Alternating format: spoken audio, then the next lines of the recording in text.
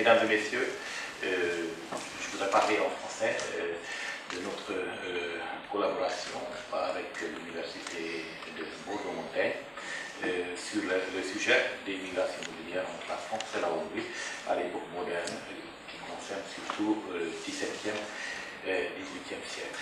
Bon, quels étaient les grands sujets du projet? Bien entendu, ça concerne les formes un peu plus élémentaires des migrations, donc des voyages, des déplacements entre la France et la Hongrie, vice-versa. Donc nous avons des documents, des journaux, des grands tours, des mémoires qu'on a également largement utilisés. Autre phénomène très important des migrations, ce sont des migrations plutôt professionnelles. Donc les échanges militaires, les migrations militaires, les migrations diplomatiques, tous les deux domaines sont également très marqués par la présence des nobles. Donc, aussi bien l'armée que la diplomatie avait un fort impact de la présence nobiliaire à notre époque, et même après. Et puis, également, nous avons étudié les échanges matrimoniaux, donc les alliances matrimoniales, donc entre les familles nobiliaires européennes, franco-hongroises, qui présentent des aspects également, non seulement des migrations, mais également de l'intégration. L'intégration et l'identité de ces familles. Également, un autre phénomène privilégié des recherches était les échanges à la cour, donc la présence des nobles à la cour de Versailles, ou également dans la cour du prince Rákóczi, par exemple, en Hongrie. Cela nous a permis également d'explorer d'autres cas de figure bien intéressants. Dans notre méthode, on a également choisi quelques problématiques communes, notamment les problèmes des héros nationaux. Quels personnages étaient privilégiés par les historiographes?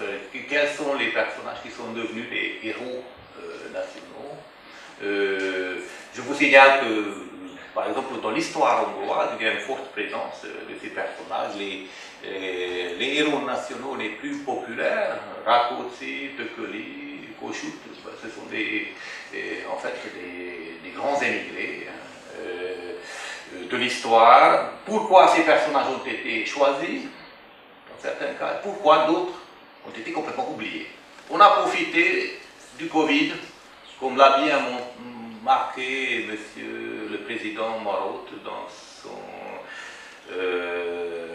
sa communication. Pour les historiens, pour les scientifiques, le Covid avait quand même un avantage, c'est-à-dire qu'on a pu produire un peu dans notre solitude scientifique. On a publié des ouvrages, notamment je soulignerai donc la sortie des actes du colloque du Mans, qui était un peu à l'origine de notre balaton, et puis un ouvrage collectif qui est une publication d'un texte majeur de la littérature hongroise, d'un grand émigré hongrois, le prince Rákóczi, et nous avons publié avec plusieurs membres de notre équipe la version, la traduction française de cet ouvrage qui est, dont l'original était en latin.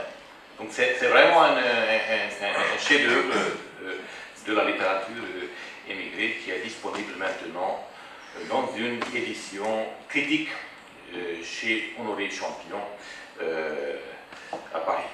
On a véritablement repris nos activités présentielles communes en septembre, début septembre 2021. Donc il fallait vraiment repousser d'un an nos activités prévues avec une journée d'études, un workshop à Budapest qui qui était la première journée d'études internationale de notre laboratoire, après 1 an et demi.